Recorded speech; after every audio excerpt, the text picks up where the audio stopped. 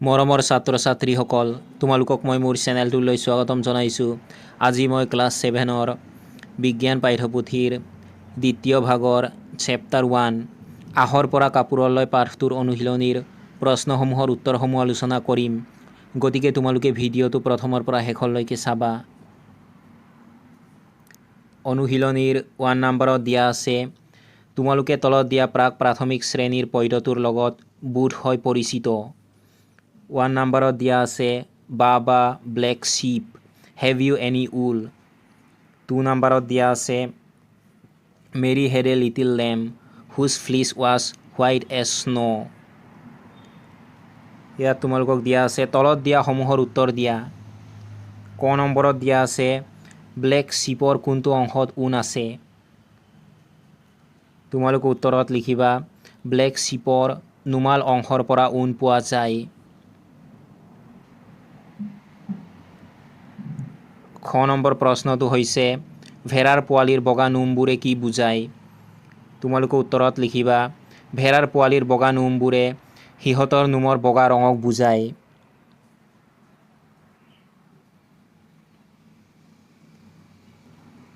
Two নম্বৰত দিয়া আছে পাট পলু মানে এটা। ক নম্বৰত দিয়া আছে কেটাৰপিলাৰ। খ নম্বৰত দিয়া আছে লাৰ্ভা। এতিয়া তলৰ কোনটো শুদ্ধ। ইয়াৰ শুদ্ধ উত্তৰ হৈছে অপশ্যন নম্বৰ 3, ক আৰু খ দুয়োটা। তোমালোকে উত্তৰত লিখিবা ক আৰু খ দুয়োটা।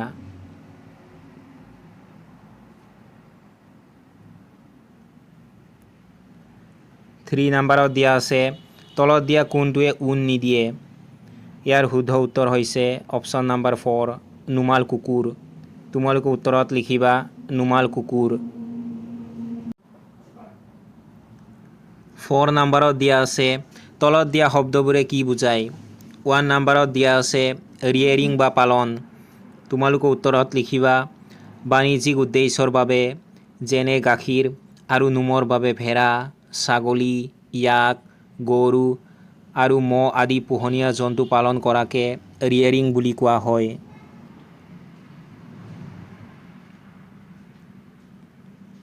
টু নম্বৰত দিয়া আছে চিয়েৰিং বা নোম খুৰোৱা। তোমালোকে উত্তৰত লিখিবা ভেড়াৰ শৰীৰৰ পৰা পাতল এতৰপ ছালৰ সৈতে নোমবোৰ আঁতৰাই পেলোৱা হয়। এই পদ্ধতিটোক মুণ্ডন বা প্ৰাণীৰ নোম খুৰোৱা বুলি কোৱা হয়। 3 নম্বৰত দিয়া আছে ৰেচম বা পাট শিল্প। তোমালোকে উত্তৰত লিখিবা পাট সূতা পাবলৈ পাট পলু প্ৰতিপালন কৰা বা পোহাক ৰেচম বা পাট শিল্প বোলে।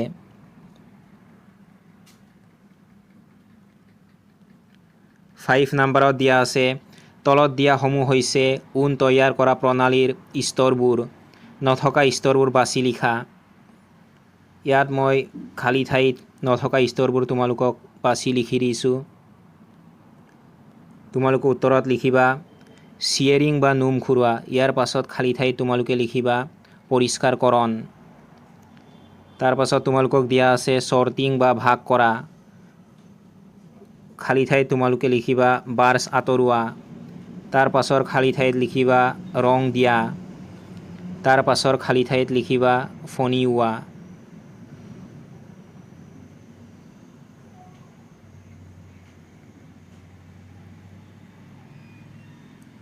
6 নম্বৰত দিয়া আছে পাট চকৰিৰ জীৱন চক্ৰৰ দুটা অৱস্থাৰ চিত্ৰ আঁকা, যিবোৰ পাট উৎপাদনত পোনপটীয়াকৈ জড়িত। তোমালোকক মই ইয়াত পাট চকৰিৰ জীৱন চক্ৰৰ দুটা অৱস্থাৰ চিত্ৰ দি দিছোঁ। এইখিনি তোমালোকে চাই আঁকি ল'বা।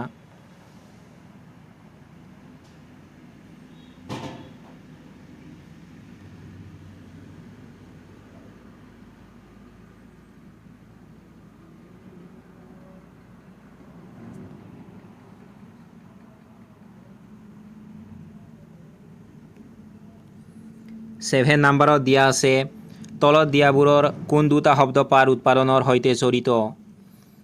ইয়াত তোমালোকক কিছুমান শব্দ দিয়া হৈছে, যেনে ৰেচম শিল্প, পুষ্পোদ্যান বিজ্ঞান, নুনী গছৰ খেতি, মৌ পালন, বৃক্ষ বিজ্ঞান। ইয়াত তোমালোকক ইংগিত দিয়া হৈছে 1 নম্বৰত দিয়া আছে পাতৰ উৎপাদন নুনি গছৰ খেতি আৰু পাট পলু পালনৰ লগত জড়িত। 2 নম্বৰত দিয়া আছে নুনি গছৰ বৈজ্ঞানিক নাম মৰাছ আলবা। তোমালোকে উত্তৰত লিখিবা ৰেচম শিল্প নুনি গছৰ খেতি।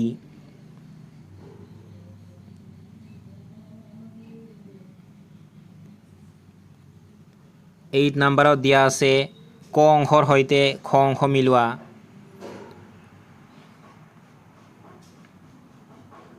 ক অংশত তোমালোকক 1 নম্বৰত দিয়া আছে স্কাউৰিং বা নিৰ্ঘৰ্ষণ।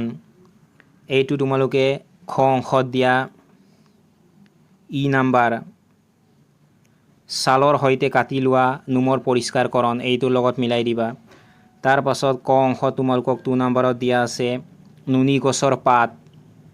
এইটো তোমালোকে খ অংশত দিয়া চি নম্বৰ পাট পলুৰ খাদ্য এইটোৰ লগত মিলাই দিবা। তাৰ পাছত তোমালোকক ক অংশত 3 নম্বৰত দিয়া আছে ইয়াক।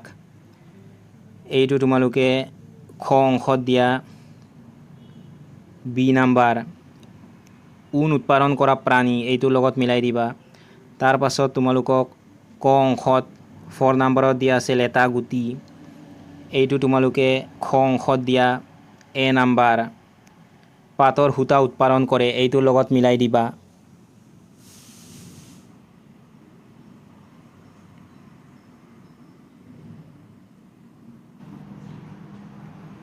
9 নম্বৰত দিয়া আছে পাঠৰ ওপৰত ভিত্তি কৰি তলত এটা শব্দ শৃংখল দিয়া হৈছে। শব্দবোৰৰ কাৰণে ইংগিতৰ সহায়ত খালী ঠাইবোৰ বৰ্ণেৰে পূৰ কৰা। মই তোমালোকক শব্দবোৰৰ কাৰণে ইংগিতৰ সহায়ত খালী ঠাইবোৰ বৰ্ণৰে ইতিমধ্যে পূৰ কৰি দিছোঁ। তোমালোকে এইখিনি চাই লৈ কৰি ল'বা।